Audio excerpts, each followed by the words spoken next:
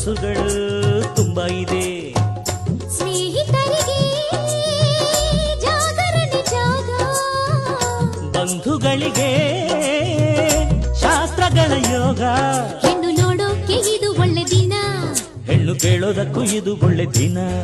ನಿಮ್ಮ ಸಂಬಂಧ ನೋಡಿಕೊಂಡು ನಮ್ಮನ್ನು ಕೂಡಿಕೊಂಡು, ಸಂಬಂಧ ನೋಡಿಕೊಂಡು ನಮ್ಮನ್ನು ಕೂಡಿಕೊಂಡು ಉಂಡುಕೊಂಡು ಹೋಗ ಬನ್ನಿರಿ.